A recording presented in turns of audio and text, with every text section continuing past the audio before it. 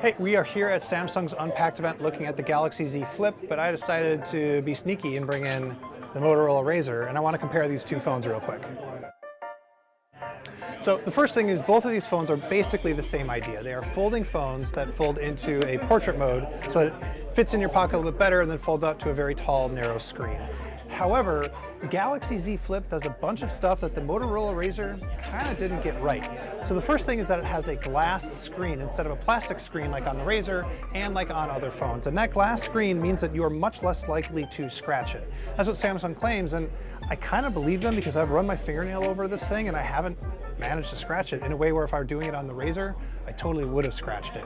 However, there are a couple of other differences to pay attention to. So because it's glass and because it's the way Samsung does hinges, there is a tiny little gap here that you can see when you fold it closed, whereas on the Motorola Razr, it folds completely flat. And that's because with the plastic screen, Motorola was able to make this sort of teardrop inside the hinge when you close it so that the thing can fold completely flat.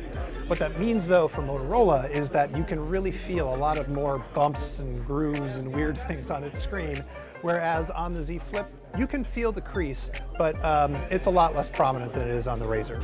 The other thing I'll say is they have different ideas of how the hinge should work beyond being gapless when they're closed. So the Razr has a pretty loose hinge. You can kind of flip it open with one hand. It's a little bit nerve-wracking to do it, but you can pull it off. The Z Flip, however, has a much stiffer hinge. It is a lot harder to open with one hand, and it doesn't like flip out. The reason that Samsung does that is they want you to be able to look at it at an angle, set it on a table, and see if you want to like watch a video or something. But you know, I think there's benefits and drawbacks to both. On the whole though, I think I prefer Samsung's hinge.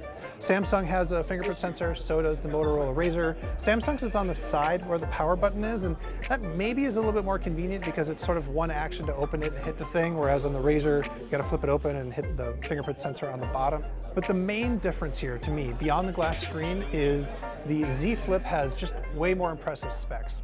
Motorola, in order to get the battery life that it wanted on this thing, went with a relatively slow Snapdragon processor. I think it's the 710, and this doesn't feel all that pokey, but it's not as impressive as what's in this thing, which is a Snapdragon 855 Plus. This is also paired to 256 gigs of storage and 8 gigs of RAM. The other spec that's better on this phone, and frankly the one that's way more important to me than the processor, are the cameras. This has two cameras, and they're Samsung's 12 megapixel cameras. One of them is an ultra wide. And Motorola just has one, it's a 16 megapixel sensor. And we've got the review for the Razr coming, but I'm just gonna tell you right now that Motorola is not as good at cameras as Samsung is, and so I have way more faith that the Z Flip is gonna have a better camera than Motorola does. Last, and maybe not least, is they both have different philosophies for what the screen on the outside should be. So Motorola has this really big thing they call peak display. You can look at notifications on it. You can take selfies with it, of course, so I can get the little selfie camera up there going. And so it's like a big, relatively usable display, but it's mostly sort of like a smartwatch.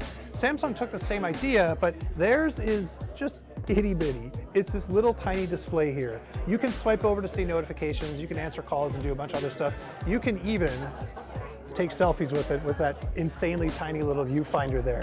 It's just a different idea, and it's not quite as useful as Motorola's. But for me, I think that trade might be worth it because instead of having a whole bunch of screen real estate here, they have battery real estate. And the Z Flip has, I think, on the whole, a bigger battery than the Moto Razr, which is, again, another thing that you might want. So on the whole, what do I think? Well, we got to get full reviews of these things out, so don't take this as a final judgment. But the thing that Motorola managed to do is be first. It got out the door first. If you can find one, they got out the door first, and good on them. But this is much more refined, and I think makes way more sense if you're interested in a folding phone. The other reason this thing is a little bit nicer, it costs less. This is $14.99, this is $13.80. Hey everybody, thanks for watching. Like I said, we've got a review of the Razr coming. We've already shot it, we're working on it right now, and we are definitely looking forward to reviewing this thing. It comes out on February 14th, and we're gonna get our hands on one as soon as possible.